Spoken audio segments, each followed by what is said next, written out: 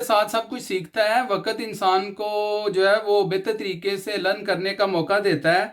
لیکن میرا آپ سے آخری سوال یہ ہے سر کہ اگر ہم سیاستدانوں کو کہتے ہیں کہ سیاست کو عبادت سمجھ کے کیا جائے، تو کیا آپ نہیں سمجھتے کہ صحافت کے لیے بھی یہی فارمولہ ہونا چاہیے کہ صحافی برادری بھی جو ہے وہ بھی جو ہے وہ یعنی کہ عبادت سمجھ کے کرے تاکہ وہ بھی اس ثواب کے جو ہے وہ ثواب سے مستفید ہو سکیں؟ دیکھیں، یہ میں نے پہلے بھی بتایا جی کہ جی صحافت تو ایک شعبہ پیغمبری ہے، ٹھیک ہے، ہمارا روزگار اس سے وابستہ ہے۔ جی جی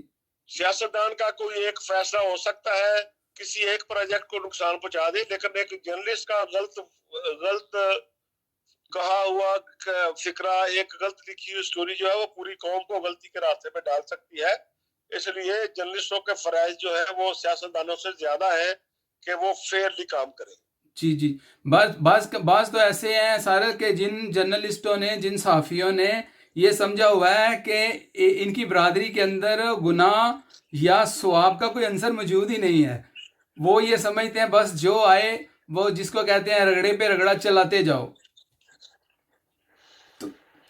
تو ہاں، یہ بات ٹھیک ہے، کیونکہ یہ صرف جرنلزم میں نہیں ہے، جی جی بدقسمتی سے ہماری پوری سوسائٹی میں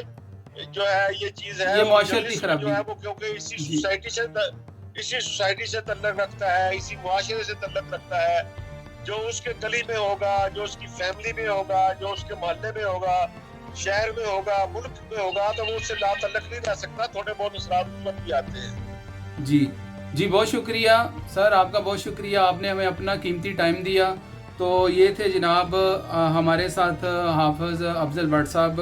جن کا تعلق جو ہے وہ سابقہ پریزیڈنٹ تھے PFUG کے اور نیشنل کلب آف پاکستان کے۔ انہوں نے ہمارے ساتھ بڑی کھلم کھلی باتیں کی اور حق